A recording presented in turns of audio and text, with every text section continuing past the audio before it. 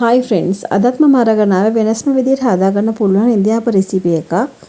වංගෙඩියක් නැති අයට, ඒ වගේම වංගෙඩියක් පාවිච්චි කරන කම්මැලි අයට, ඉන්දියාපු වෙනස්ම විදිහකට හදාගන්න කැමති අයට මේ වීඩියෝ එක ගොඩක්ම වටිනවා.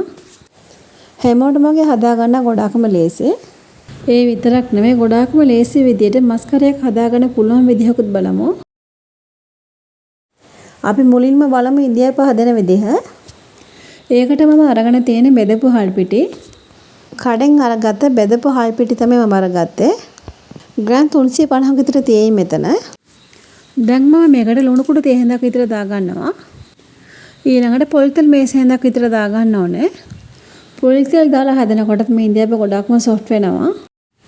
දැන් මේ ටික හොඳට මිශ්‍ර කරගන්න ඕනේ. දැන් මම එකතු කරන්නේ පොල් කිරි. පොල් කිරි දාලා හදනකොට ගොඩක් වෙලා යනකම් ඉන්දියාපු ටික වේලෙන්නේ නැතුව තියාගන්න පුළුවන්. ඒ වගේම ඉන්දියාපු ටික රසට සොෆ්ට් එකකට හදා ගන්නත් පුළුවන්. පොල් කිරි කෝපයක් විතර අරගන්න. පොල් කිරි ටික උණු වතුර දාලාම හදාගන්න. පොල් කිරි ටික එකවරම දාන්න එපා. ටික ටික දාලා මිශ්‍ර කරගන්න. ඒ වගේම පොල් කිරි ගොඩක් දාගන්නත් එපා. කෝපයක් විතර දාගන්න. පොල් කිරි ටික ඉවර වුණාට පස්සේ උණු වතුර දාලා මිශ්‍ර කරගන්න. ඩෝ එක සොෆ්ට් එකකට හදාගන්න. ඩෝ එක හදාගත්තට පස්සේ විනාඩි 5ක් විතර එහෙමම තියන්න. මූඩියක වහලම තියන්න. විනාඩි 5කින් පස්සේ අපි ඉන්දියාපු ටික හදාගමු. මේ ඉන්දියාපු ඩෝ එක ගොඩක් සොෆ්ට් වෙලාට තියෙන්නේ. මම දැන් ඉන්දියාපු හදාගන්න ග්‍රේටර් එකක් පාවිච්චි කරලා මේ ඩෝ එක පොඩි පොඩි කොටස් වලට වෙන් කරගන්න. ග්‍රේටර් එකට පොල් තෙල් ටිකක් තවරන්න.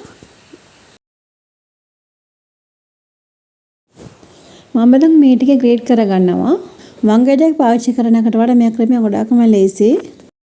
හැමෝටම වගේ ලේසියෙන්ම හදා ගන්නත් පුළුවන්. ඒ වගේම මේ ඉන්දියාපු ටික හදාගන්න ගොඩක් වෙලා යන්නෙත් නැහැ.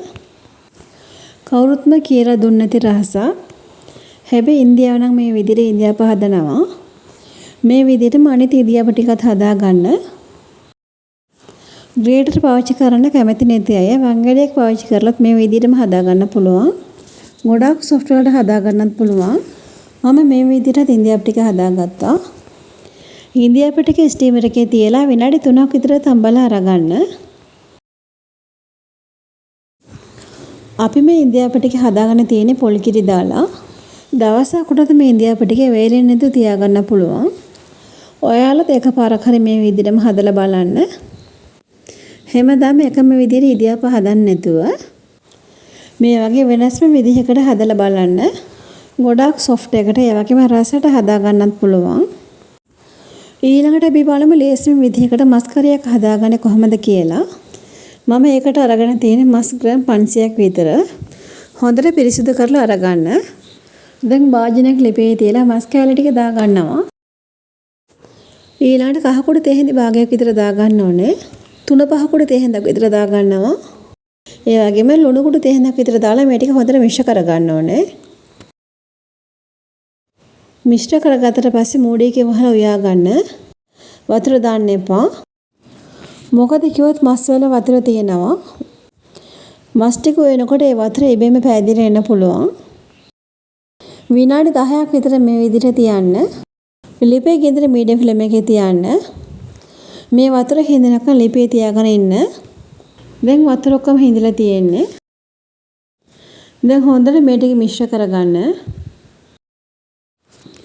ඊළඟට මම මේකට දාගන්නේ පොල් තෙල්. පොල් තෙල් ගොඩක් දාගන්නත් එපා. පොල් තෙල් ටික දාගත්තට පස්සේ මේ ටික බදින්න ඕනේ. මූඩියකින් වහලා මේ ටික බෙද ගන්න. සෙරින් සෙරට මූඩිය ඇරලා මේ ටික මිශ්‍ර කරගන්න.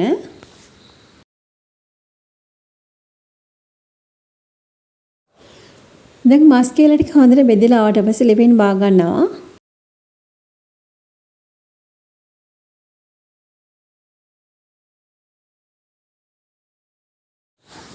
දැන් මේ මස් කෑලි ටික පෙත්තකින් තියා ගන්නවා.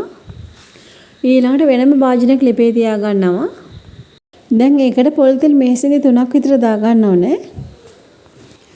මස් කෑලි ටික බෙදගත්ත තෙල් තමයි මම දාගත්තේ. දැන් තෙල් ටික රත් වුණාට පස්සේ සාමාන්‍ය ප්‍රමාණයක ලුණු ගෙඩි 2ක් විතර පොඩියට කපලා දා ගන්නවා. ඊළඟට මම දාගන්න ග්‍රේට් කරගත්ත ඉඟුරු සුදු ලුණු. තේ හැඳක් විතර දාගන්න. ඊළඟට කරපිංචි ටිකකුත් දාගන්නවා. දැන් හොඳට මිශ්‍ර කරගන්න. පාට වෙනස් වෙලා එනකම් මේ ටික ලිපේ තියාගෙන ඉන්න ඕනේ. ඊළඟට මම දාන්නේ කහ කුඩු තේ හැඳි භාගයක් විතර. මිරිස් කුඩු තේ හැඳි දෙකක් විතර දාගන්නවා. මිරිස් කුඩු ඔයාලගේ සෙරානෝම අඩු වැඩි කරගන්න. 3-5 කුඩු තේ හැඳි දෙකක්. ලුණු කුඩු තේ හැඳි භාගයක් විතර දාගන්නවා. දැන් හොඳට මිශ්‍ර කරගන්න ඕනේ. මේ වෙලාවේදී ලිපේ ගෙන්දර අඩු කරලා තියාගන්න. නැත්නම් රොස් වෙන්න පුළුවන්. ඊළඟට මම දාගන්නේ තක්කාලි සෝස්. සෝස් ග්‍රෑම් 50ක් විතර තියෙයි මෙතන. සෝස් වෙනට ඔයාලා තක්කාලි ගෙඩියක් බ්ලෙන්ඩ් කරලා අරගන්නත් පුළුවන්. ටිකක් ලොකු ගෙඩියක්ම අරගන්න. දැන් හොඳට මිශ්‍ර කරගන්න. දැන් වතුර කෝප කාලක් විතර දාගන්නවා.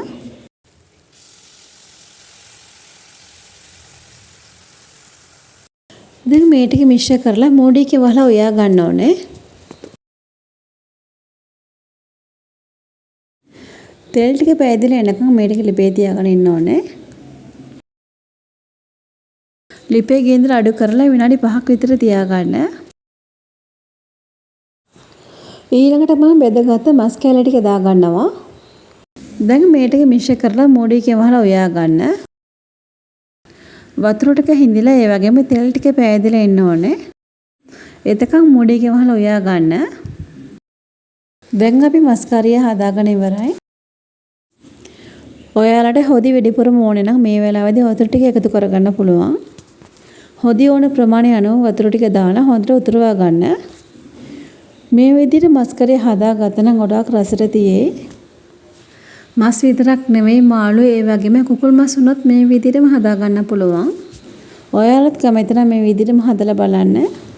මම ගෙනාපු රෙසිපිස් දෙකටම ඔයාලා කැමති නම් මේ වීඩියෝ එකට ලයික් කරන්න. ඒ වගේම යාළුවෝ එක්කත් ෂෙයා කරන්න. මගේ channel එක subscribe කරලා support කරන්න. මගේ වීඩියෝස් බලන ඔයාලා හැමෝටම ගොඩාක්ම ස්තුතියි.